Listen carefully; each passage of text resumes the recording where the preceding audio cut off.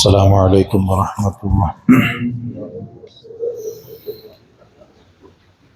بسم الله والحمد لله والصلاة والسلام على أشرف المرسلين وعلى آله وصحبه أجمعين أما بعد. اللهم صل على سيدنا محمد وعلى آل سيدنا محمد صلى الله عليك يا سيدي يا رسول الله خذ بيدي قلت حيلتي أدركني يا رسول الله. الله سبحانه وتعالى നമ്മുടെ ഇബാദത്തുകളൊക്കെയും സ്വീകരിക്കുമാറാകട്ടെ. ന്യൂനതകളെല്ലാം പരിഹരിച്ച് കുറവുകളെല്ലാം നികത്തി അല്ലാഹു തആല ഖബൂൽ ചെയ്യുമാറാകട്ടെ. പരിശുദ്ധ റമളാൻ അനുകൂലമായി സാക്ഷി പറയുന്നവരിൽ അല്ലാഹു തആല നാമെയും കുടുംബങ്ങൾ ദുആ കൊണ്ട് ഏൽപ്പിച്ചവരെയും ഒക്കെ ഉൾപ്പെടുത്തി അനുഗ്രഹിക്കുമാറാകട്ടെ. ആമീൻ. നല്ല ഒരു ഭക്ഷണം പാകം ചെയ്തു നമ്മൾ. ബിരിയാണി അല്ലേ? ബിരിയാണിയാണ്, നല്ല ബിരിയാണിയാണ്. ബിരിയാണിയൊക്കെ ഉഷാറായിട്ട് എല്ലാ കാര്യങ്ങളും ചെയ്ത് നമ്മൾ പാകം ചെയ്തു ഒക്കെ വെച്ചു ഉഷാറായി ദമ്മു പൊട്ടിച്ച് കഴിക്കാൻ നേരത്തെ ഇച്ചിരി ഉപ്പങ്ങ് കൂടിപ്പോയി. എന്താ കാട്ടുക? കഴിക്കാൻ നോക്കുമോ? നമുക്ക് ഉൾക്കൊള്ളാൻ കഴിയുന്നതിനപ്പുറത്തേക്ക് ഒരു ഉപ്പങ്ങ് കൂടിപ്പോയി. എന്താ കാട്ടുക? നമ്മള് എത്രയോ വിഭവങ്ങൾ ചേർത്തുണ്ടാക്കിയ അല്ലെ ഒരു എക്സിക്യൂട്ടീവ് ഫുഡ് തന്നെ പറയാം അല്ലേ? അതന്നല്ലേ ബിരിയാണി. എന്താ നമ്മൾ ചെയ്യാം? എന്തേലും ചെയ്യാൻ പറ്റുമോ? കൂടിയ എന്തേലും ചെയ്യാൻ പറ്റുമോ? ഒരു രക്ഷയില്ല. അതാ ഉപ്പ് കുറഞ്ഞാലോ? ഉപ്പ് ഇല്ലാതായി. തീരെ നോക്കുമ്പോ തീരെ ഉപ്പില്ല. കൂട്ടാൻ പറ്റുമോ? എങ്ങനെ പറ്റും? അല്ല, അത്രയല്ലേ, അല്ലാതെ അതിലൊന്നും ചെയ്യാൻ പറ്റൂലല്ലോ. പിന്നെ വേറെ എന്തെങ്കിലും ഒന്ന് പ്രത്യേകിച്ച് ആഡ് ചെയ്യണം, അതിനോട് ഈക്വൽ ചെയ്യുന്നൊന്ന് ആഡ് ചെയ്യണം. എന്നാലും അതിന്റെ നാച്ചുറൽ ടേസ്റ്റ് നമുക്ക് കിട്ടുമോ? കിട്ടൂല. നാം ചെയ്യുന്ന ഇബാദത്തുകളൊക്കെയും അങ്ങനെ തന്നെയാണ്. ഏറ്റവും നല്ലതാണ് നോമ്പ്, ഏറ്റവും നല്ലതാണ് ഇഅ്തികാഫ്, അല്ലെങ്കിൽ ഏറ്റവും നല്ലതാണ് ഖുർആനോത്ത്. പക്ഷെ അത് അതിൻ്റെതായിട്ടുള്ള രൂപത്തിൽ നമ്മൾ ചെയ്തിട്ടില്ലെങ്കിൽ ഫലല്ല, റിജക്റ്റ് ചെയ്യല്ലാതെ വേറെ മാർഗമല്ല. പിന്നെ അതിൽ ഈക്വലായിട്ട് നമുക്ക് വെച്ചു കൊടുക്കാൻ എന്തെങ്കിലും വേണം എന്ന് പറയുന്നത് മനസ്സിലാവുന്നുണ്ടോ? നമ്മൾ ചെയ്യുന്ന ഇബാദത്തുകളൊക്കെയും ഏറ്റവും മഹത്വമേറിയതാണ്. പക്ഷെ അത് കൃത്യമായിട്ടില്ലെങ്കിൽ ഒരു രക്ഷയില്ല, കളയല്ലാതെ വേറെ മാർഗമല്ല. എന്താ അങ്ങനെ പറഞ്ഞത് എന്ന് ചോദിച്ചാൽ, ഇപ്പൊ ഞാൻ ഇന്നൊരു സൂറത്ത് ഓതിയില്ലേ? ഏതാ സൂറത്ത്? നമ്മുടെയൊക്കെ പ്രതീക്ഷകളെ തകിടം മറിക്കുന്ന സൂറത്താണ് അത് ഞാൻ ഓതിയത്. രണ്ടാമത്തെ റക്അത്തിൽ. ഏത്? അത് നോക്ക്, ശ്രദ്ധിക്കണമെന്നില്ലേ? രണ്ടാമത്തെ റക്അത്തിൽ ഞാൻ ഓതിയ സൂറത്ത് ഏതാ? സൂറത്തുൽ ഖാരിഅ. അതന്നല്ലേ ഓതിയത്? സൂറത്തുൽ ഖാരിഅ. നമ്മുടെ കുറെ പ്രതീക്ഷകൾ ഉണ്ടായിരുന്നു മനസ്സിൽ. ആ പ്രതീക്ഷകളൊന്നും വെക്കണ്ടെന്ന് അല്ലാഹു തആല ആ സൂറത്തിലൂടെ നമ്മളോട് പറയുന്നൊരു വിഷയമാണ്. അള്ളാഹ് ചോദിക്കണം, അൽ ഖാരിഅ, അതിഭയങ്കരമായൊരു സംഭവം, അതിഭയാനകരമായൊരു സംഭവം. അല്ലാഹു തആല വീണ്ടും എടുത്തു പറയാണ്, അൽ ഖാരിഅ, ഭയങ്കര വലിയൊരു സംഭവം വരാനുണ്ട്, അതിഭയാനകരമായൊരു സംഭവം വരാനുണ്ട്.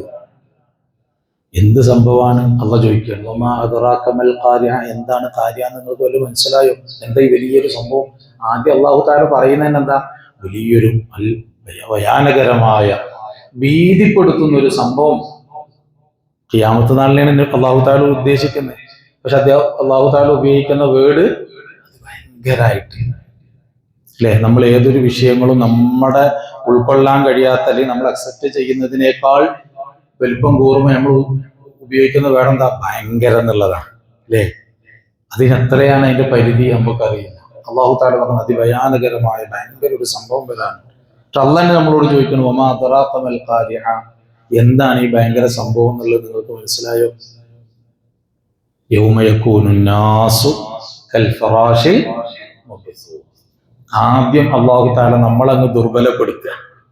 യൗമ യകൂനു നാസു, ജനങ്ങൾ അന്നേ ദിവസത്തിലാകും കൽ ഫറാഷിൽ മബ്സൂസ്, ചിറകൊടിഞ്ഞ പാറ്റകളെ പോലെ.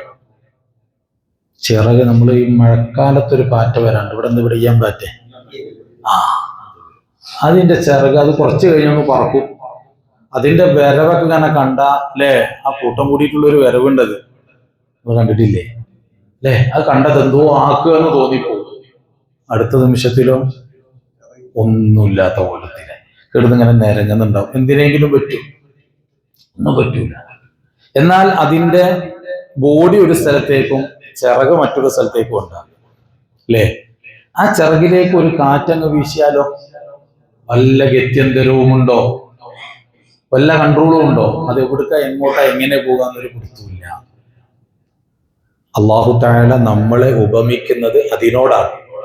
കൽ ഫറാഷിൽ, ചിറകൊടിഞ്ഞ പാറ്റകളെ പോലെ എന്ന് പറഞ്ഞാൽ ഒരു നിലക്കും നമ്മളുടെ ഒരു കഴിവുമില്ലാതെ ദുർബലപ്പെട്ടു പോകുന്ന ആ രൂപത്തിലേക്ക് മനുഷ്യനാകും. ആദ്യം നമുക്കൊക്കെ ഇപ്പൊ ഒരു ധാരണ, നമുക്ക് കുറച്ച് കഴിവുണ്ട് അല്ലെങ്കിൽ നമുക്ക് കുറച്ച് അതുണ്ട്, അങ്ങനെയൊക്കെ ഉള്ള ഒരു ധാരണ അല്ലേ? ആ ധാരണ അല്ലാഹു തആല ആദ്യം തിരുത്തുകയാണ്. നിങ്ങളിവിടെ എന്തായാലും ആ നിമിഷത്തിലൊന്നും നിങ്ങൾക്കൊരു കഴിവുമില്ല, നിങ്ങൾക്കൊരു സ്വാധീനവും ചെലുത്താൻ കഴിയില്ല. ആ ഒരു ലെവലിലേക്ക് ഏറ്റവും ദുർബലനായിട്ട്, നമ്മളിപ്പോ ഇവിടെ കാണുന്നത് ഏറ്റവും ദുർബലപ്പെട്ടത് അതല്ലേ, അയ്യാൻ പറ്റല്ലേ? ആ ഒരു ലെവലിലേക്ക് നിങ്ങളാവും.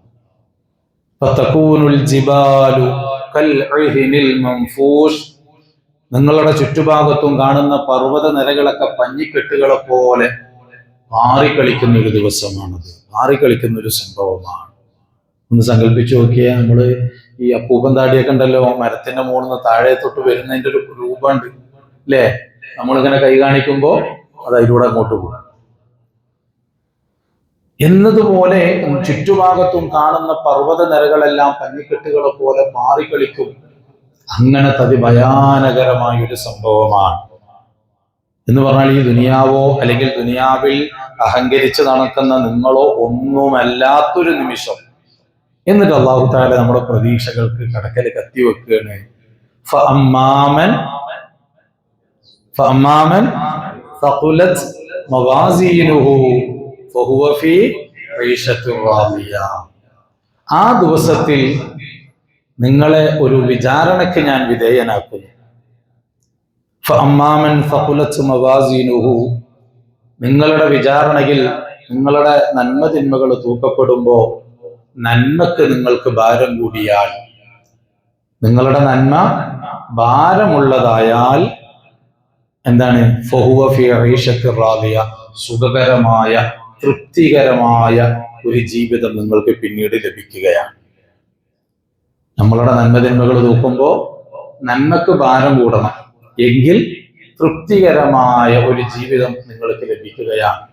അമ്മാമൻ എന്നാൽ വഅമ്മാമൻ ഖഫ്ഫത്ത് മവാസീനുഹു, അതല്ല നിങ്ങൾക്ക് ഭാരം കൂടുന്നത് നന്മയേക്കാൾ കൂടുതൽ തിന്മയാണെങ്കിൽ ഫഉമ്മുഹു ഹാവിയ, നരകത്തിന്റെ മറ്റൊരു പേരാണ്.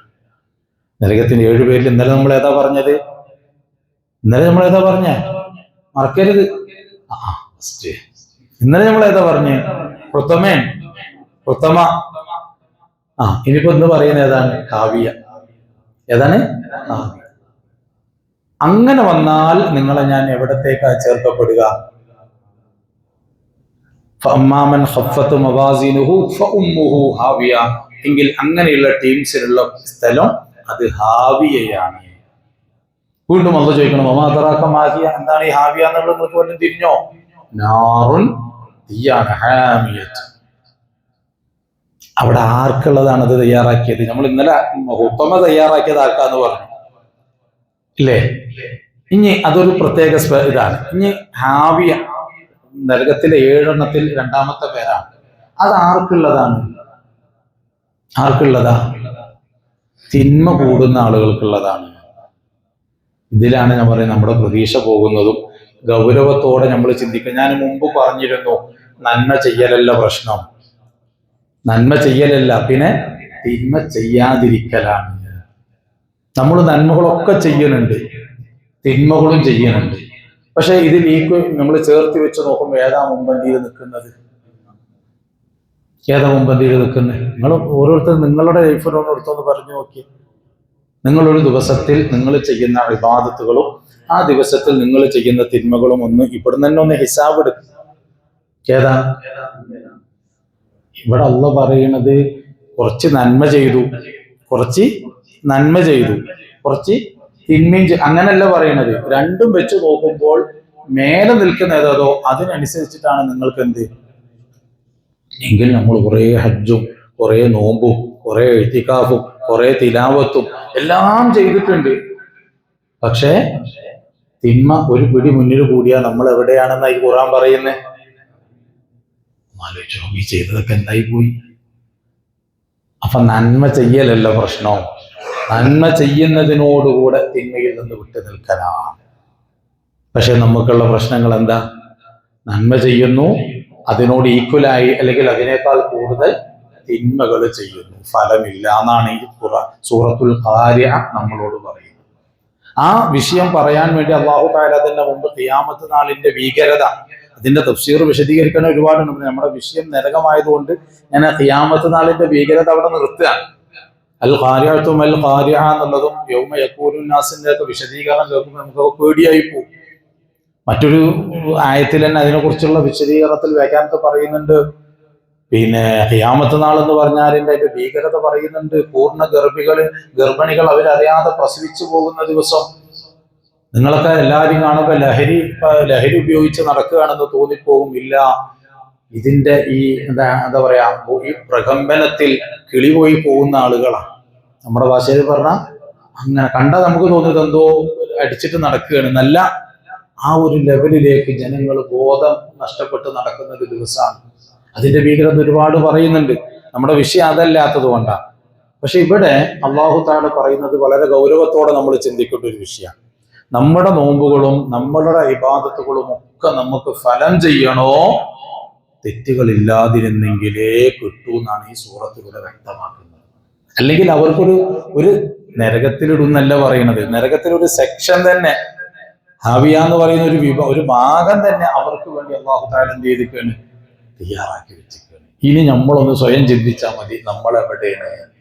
ഇപ്പൊ നമുക്കൊരു ധാരണ ഉണ്ടല്ലോ, നിസ്കാരമുണ്ട്, നിസ്കാരമുണ്ട്, നോമ്പുണ്ട്, സകാത്ത് ഉണ്ട്, എല്ലാം ഉണ്ട് എന്നുള്ളൊരു ധാരണ ഉണ്ടല്ലോ. അതാ ഞാൻ ഫസ്റ്റ് പറഞ്ഞത്. നല്ലോണം ബിരിയാണിയൊക്കെ വെച്ചു, ചെമ്പ് പൊട്ടിച്ച് അല്ലേ, തിന്നാൻ വേണ്ടിയിട്ടുള്ള, ഇരിക്കാൻ വേണ്ടി ഭയങ്കര ലെവലുകൾ നിൽക്കുകയായിരുന്നു. നമ്മള് പൊട്ടിച്ചു നോക്കുമ്പോ ഒപ്പായിരുന്നു. അതും പോയോ? ഒരു പ്രതീക്ഷ ഉണ്ടായത് എന്തായിരുന്നു? ഈ ബിരിയാണിയിലാണ്. പൊട്ടിച്ചു നോക്കുമ്പോ എന്താ, അത് പോയി, ഒരു രക്ഷയില്ല തിന്നാൻ. കൂട്ടി വെച്ച് കൊടുക്കാൻ ഒന്നുമില്ല. പിന്നെന്താ കാട്ടുക? പട്ടിണി കിടക്കല്ലാതെ. ഇപ്പൊ നമ്മൾ കരുതിയിരിക്കുന്ന എന്താ, നോമ്പുണ്ട്, എല്ലാം ഉണ്ട് എന്നാ. അവിടെ പോയി നോക്കുമ്പോൾ, പൊട്ടിച്ചു നോക്കുമ്പോൾ അതിൽ ഉപ്പ് കൂടിയതാണ് അല്ലെങ്കിൽ ഉപ്പ് കുറഞ്ഞതാണ്, കാരണം ന്യൂനതകളേ ഉള്ളൂ. ഞാൻ പറയുന്നത് മനസ്സിലാവുണ്ടോ? അപ്പൊ അതും നമുക്കില്ല. പിന്നെ വെച്ച് കൂട്ടി നോക്കുമ്പോഴോ, فأما من خفت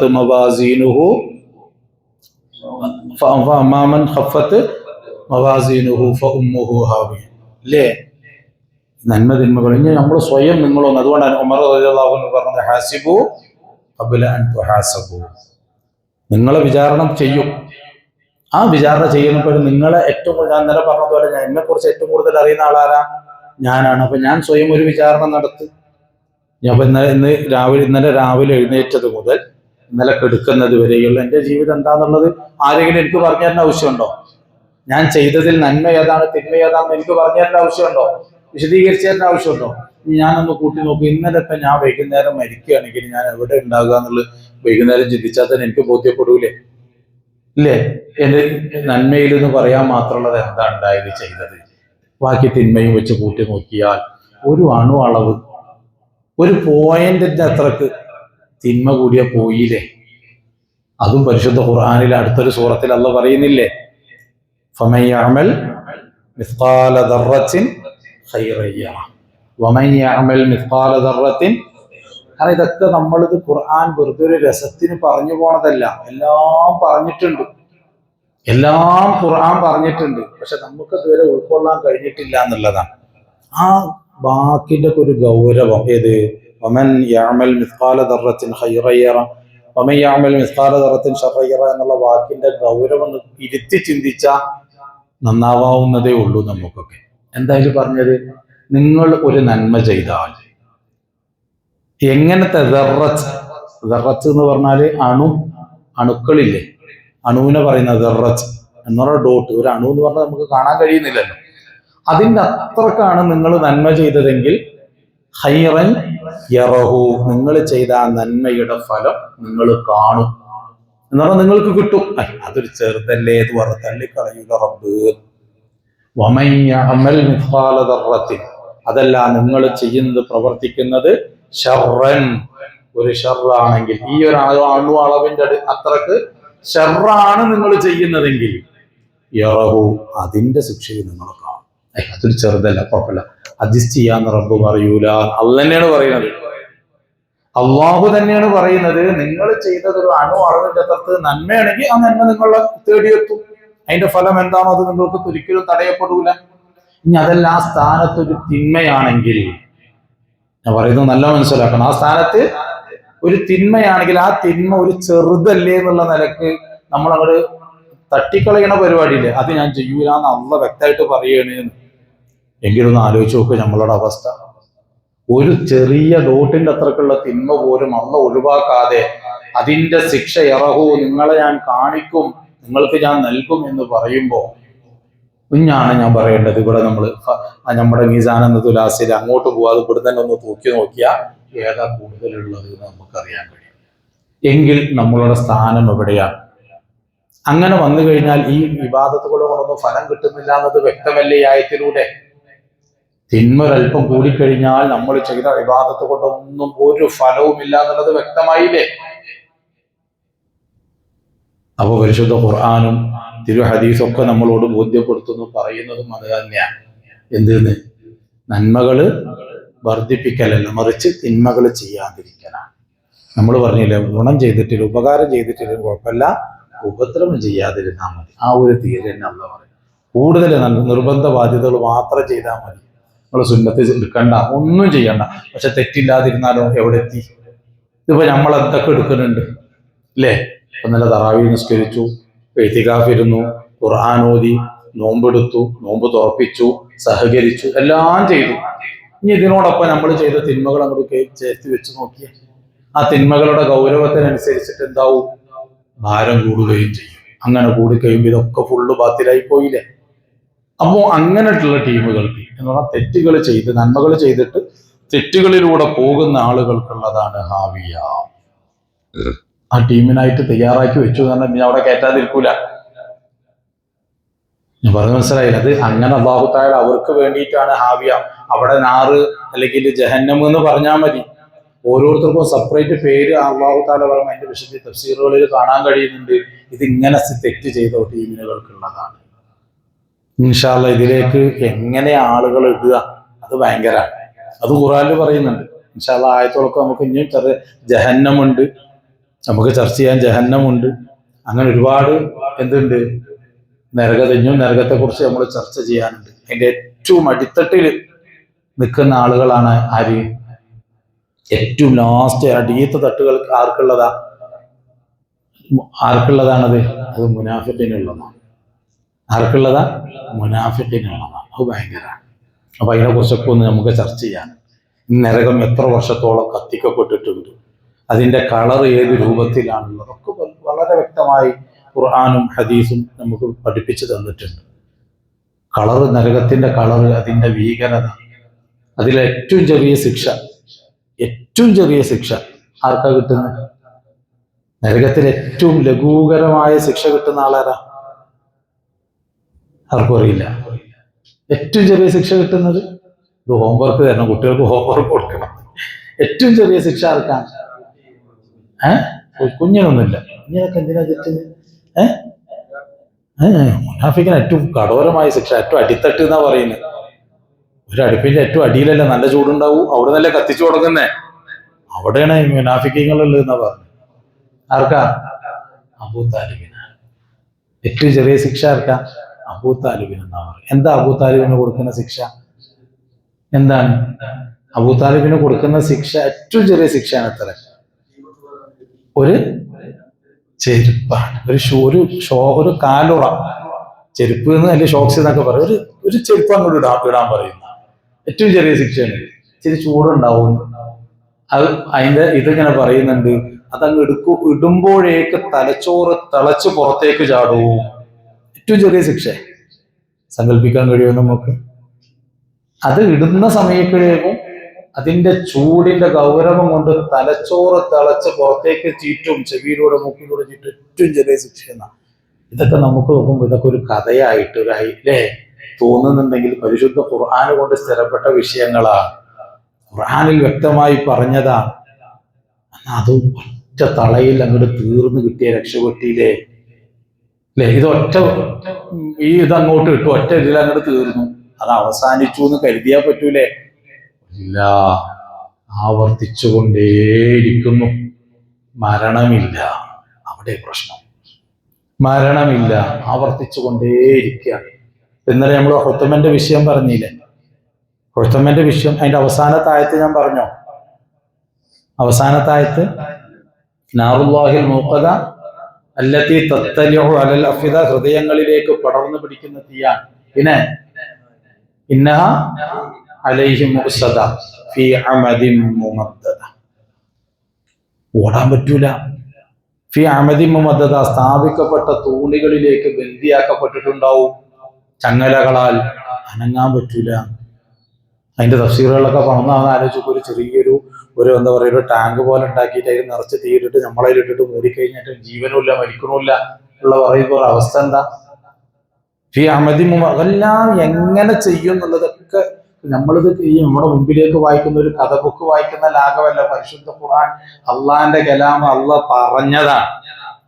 അള്ള വെറുതെ ഒരു ഇതിൽ പറയുന്നതല്ല. ഇതൊക്കെയും ഉണ്ടാവേണ്ട നടക്കുന്ന സംഗതികളാണ്. അതാ ഞാൻ പറഞ്ഞത്, ഒന്ന് കൃത്യമായിട്ടൊന്ന് മനസ്സിരുത്തി ചിന്തിച്ചാൽ തീരാവുന്നത്. പക്ഷെ ഇപ്പോഴും നമുക്കിത് എന്ത് ചെയ്തിട്ടില്ല, ഉൾക്കൊള്ളാൻ കഴിഞ്ഞിട്ടില്ല. വിശ്വാസിക്കാൻ നമുക്ക് സാധിച്ചിട്ടില്ല. അതാണ് നമുക്കുണ്ടാകുന്നത്. നമുക്കിതൊക്കെ ഉണ്ട്, ഇങ്ങനൊക്കെ ഉണ്ട് നമ്മളിങ്ങനെ പറയുമെങ്കിലും ഇത് കൃത്യമായിട്ട് എന്ത് ചെയ്യുന്നില്ല, ഉൾക്കൊള്ളാൻ നമ്മുടെ ഹൃദയത്തിലേക്ക് ഇറങ്ങിയിട്ടില്ല. ഇറങ്ങാത്തതിന്റെ കാരണങ്ങൾ നമ്മൾ കുറെ ചർച്ച ചെയ്തു. ഏതോ ആവട്ടെ, നരകത്തിന്റെ രണ്ടാമത്തെ സെക്ഷൻ ഏതാണ്? ഹാവിയയാണ്. അതാർക്കുള്ളതാണ്? നമ്മൾ തീരുമാനിക്കണം നമ്മൾ ഏതിൽ പോകണം എന്നുള്ളത്. പോണോ അത് ഏതിലാണെന്നുള്ളത് നമുക്ക് ഇവിടെ തന്നെ തീരുമാനിക്കാം. ഇതൊക്കെ ഖുർആനാണ് ഞാൻ ഓതിയത്. ഇന്നലെ സൂറത്തുൽ ഹുമസല്ലേ ഞാൻ ഓതിയത്. അതിന്റെ ആ വ്യാഖ്യാനാണ്. നിങ്ങൾ എപ്പെട്ടവാണെങ്കിൽ എടുത്ത് പരിശോധിച്ചോളൂ. ഏത് പണ്ഡിതനോട് പോയി ചോദിച്ചോളൂ. ഞാൻ പറഞ്ഞതിന്റെ വിരുദ്ധമായിട്ട് ഏതെങ്കിലും ആളുകൾ പറയട്ടെ. ഞാൻ അതിന്റെ ഓരോ പദാനുപദമാണ്, അതിന്റെ തഫ്സീറുകളിലേക്ക് ഞാൻ കടന്നിട്ടേ ഇല്ല. പദാനുപദം അർത്ഥമാണ് ഞാൻ പറയുന്നത്. ഇപ്പൊ എന്ന് ഓതിയത് ഖാരിഅ. ഇനിയും അങ്ങനെ ഓതാനുണ്ട്. നരകത്തിന്റെ ഭീകരതകൾ ഞാൻ പറഞ്ഞു. വാക്യയിൽ പോകുന്നുണ്ട്, സൂറത്തുൽ വാക്യയിൽ പറയുന്നുണ്ട് അസ്ഹാബുൽ യമീൻ എന്ന് പറഞ്ഞിട്ട് വലതുപക്ഷക്കാർ. ഇടതുപക്ഷം വലതുപക്ഷം കൊണ്ട് രണ്ട് പക്ഷമുണ്ട്. ഇവിടെയുള്ള ഇടതും വലതും അല്ലത്, നന്മകളും തിന്മകളുമായിട്ട് പറയുന്നു. പിന്നെ അതിൽ പിന്നെ പറയുന്നുണ്ട് അസ്ഹാബു ഷിമാൽ ഫീ സിദ്രിൻ മഖ്ലൂദ് വളില്ലിൻ വമാഇൻ, അങ്ങനെ പറഞ്ഞിട്ട് ഇങ്ങനെ വരുന്നുണ്ട് അല്ലേ? ഷജറത്തിൻ സഖൂം ഫമാലിഉന മിൻഹൽ ബുതൂൻ. പരിശുദ്ധ ഖുർആനില് നല്ല ആളുകളുടെ നല്ല വശവും അല്ലാത്ത ടീമുകൾക്കുള്ള ഭക്ഷണം, പാനീയം, കഴിക്കുന്ന രീതി, കുടിക്കുന്ന രീതി, തീറ്റിക്കുന്ന രീതി ഒക്കെ ഖുർആൻ സൂറത്തുൽ വാഖിയയിൽ കൃത്യമായിട്ട് പറയുന്നുണ്ട്. വളരെ കൃത്യമായിട്ട് പറയുന്നുണ്ട്. അതൊക്കെ ഓരോ സെക്ഷനുകളാണ് ഉള്ളതാണ്. അപ്പൊ അതില്ലായ്മ ചെയ്യാൻ വേണ്ടിയിട്ടുള്ള കാര്യങ്ങളാണ് നിബിധങ്ങളും മറ്റുമൊക്കെ നമുക്ക് പഠിപ്പിച്ചു തരുന്നത്. അപ്പൊ ഇത് ഹാവിയ ഇതാണ്. അത് ആർക്കുള്ളതാണെന്ന് കൂടി നമ്മൾ ഓരോരുത്തരും ചിന്തിക്കുക. ഈ കഫ് എന്ന് പറഞ്ഞാൽ ചുരുക്കി പറഞ്ഞാൽ ഈക്വൽ ചെയ്തിട്ട് പോയിട്ട് കുറെ നന്മയും ചെയ്തിട്ട് പിന്നെ തിന്മ ചെയ്തിട്ട് നന്മ ചെയ്തിട്ടുണ്ടല്ലോ, ഞാൻ നിസ്കരിച്ചിട്ടുണ്ടല്ലോ, ഞാൻ നോമ്പെടുത്തിട്ടുണ്ടല്ലോ, അതുകൊണ്ട് രക്ഷപ്പെടാന്നുള്ള ധാരണ വേണ്ട. ധാരണ തിരുത്തിക്കോളൂ എന്ന് സൂറത്തുൽ ഖാരിഅ എന്നോട് പറയുകയാണ്, നമ്മളോട് പറയുകയാണ്. അള്ള തന്ന ബുദ്ധി കൊണ്ട് ഇനി നമ്മൾ ചിന്തിക്കണം, എന്ത് പ്രവർത്തിക്കണമെന്ന് നമ്മൾ ആലോചിക്കണം. നല്ലത് ചെയ്യാൻ അള്ള തൗഫീഖ് നൽകട്ടെ. തെറ്റുകൾ എന്നതുകൊണ്ട് എപ്പോഴും തെറ്റുകൾ മായ്ച്ച് കളയൽ അനിവാര്യമാണ് എന്ന് പറയുന്നതിന്റെ പ്രധാനപ്പെട്ട കാരണങ്ങളിൽ ഒന്നെന്താ? അതുകൊണ്ടാണ് പറഞ്ഞത് അള്ള നൽകിയ അനുഗ്രഹങ്ങളിൽ ഏറ്റവും വലുത് അള്ള നൽകുന്നതിൽ ഏതാ? പാപമോചനമാണ് എന്ന് പറയാൻ കാരണം എന്താ? ഇപ്പൊ തിരിഞ്ഞോ? നമ്മൾ മുമ്പ് പറഞ്ഞില്ല, അള്ള ഏറ്റവും തരുന്ന അനുഗ്രഹങ്ങൾ ഏറ്റവും വലുത് എന്താ? പാപങ്ങൾ പുറത്തു തരികയാണ്. അതിന്റെ ഗുണം എന്താണെന്നുള്ള ഇപ്പൊ തിരിഞ്ഞോ? അതുണ്ടെങ്കിൽ നമ്മൾ ചെയ്ത അമലുകളൊന്നും ഫലമില്ലാതെയായി പോകുന്നു. അതിനെ നശിപ്പിക്കുന്ന കീടങ്ങളായി ഈ നമ്മൾ ചെയ്ത പാപങ്ങളൊക്കെയും മാറിപ്പോകുന്നു. അപ്പൊ അതില്ലാതിരിക്കാൻ എന്ത് വേണം? അത് തൗബ ചെയ്തിട്ടാണെങ്കിലും അല്ലാതെ ചെയ്തു പോയത് ഒന്നും ചെയ്യാൻ പറ്റൂല. അത് മായ്ക്കാനുള്ള ഒരു ഓപ്ഷൻ അല്ല തന്നിട്ടുണ്ട്. ആ ഓപ്ഷൻ നമ്മൾ ഉപയോഗിക്കുന്നില്ലെങ്കിൽ അതങ്ങനെ കെട്ടിക്കിടക്കുകയല്ലേ. അപ്പൊ അത് ക്ലിയർ ചെയ്ത് പിന്നെ ഇവിടുന്ന് അങ്ങോട്ട് എന്ത് ചെയ്യണം? ശ്രദ്ധിച്ചുകൊണ്ടുള്ള ജീവിതം നയിക്കണം. അതിനും എല്ലാം തിരഞ്ഞെടുക്കാൻ പറ്റുന്ന മാസമാണ് റമദാൻ.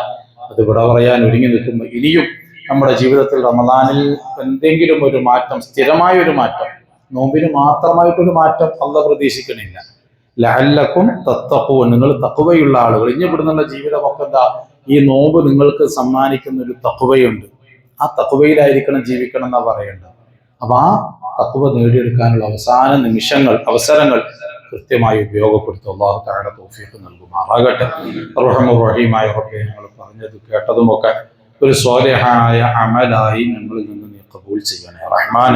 റബ്ബേ, നിന്റെ ത്വാഅത്തിലായി ദീനീ ഖിദ്മത്തിലായി ദീർഘകാലം ജീവിക്കാനുള്ള തൗഫീഖ് നൽകണേ റഹ്മാനെ. ആഫിയത്തുള്ള ദീർഘായുസ്സ് നൽകണേ അല്ലാഹ്.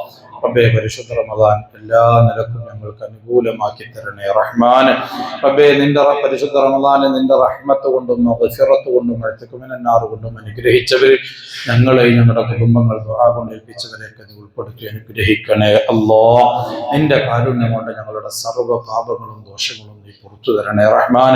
അവശേഷിക്കുന്ന ദിനങ്ങളും ജീവിതങ്ങളും പാപമുക്തമായി തെറ്റുകളിൽ നിന്ന് പൂർണ്ണമായി അകന്ന് ജീവിക്കാനുള്ള കഴിവും തൗഫീഖും നൽകണേ റഹ്മാനെ. അല്ലാഹുവേ, നിന്റെ റഹ്മത്ത് ഞങ്ങളെ തൊട്ട് നീ പിൻവലിക്കല്ല അല്ലാഹ്. നരകമോചിതരിൽ ഞങ്ങളുടെ കുടുംബങ്ങളെ നീ ഉൾപ്പെടുത്തണേ അല്ലാഹ്. അല്ലാഹുവേ, സ്വർഗത്തിൽ ഹബീബായ തങ്ങളോടൊപ്പം ഒരുമിച്ച് കൂടാൻ അവർക്കും ഞങ്ങൾക്കും ഒക്കെ നീ ഭാഗ്യം നൽകണം റഹ്മാനെ. അല്ലാഹുമ്മ റബ്ബനാ അത്തിനാ ഫിദ്ദുനിയാ ഹസന വഫിൽ ആഖിറതി ഹസനതൻ വഖിനാ അദാബന്നാർ. ആമീൻ ബിറഹ്മതിക യാ അർഹമർ റഹീമീൻ. والحمد لله رب العالمين. السلام عليكم ورحمة الله.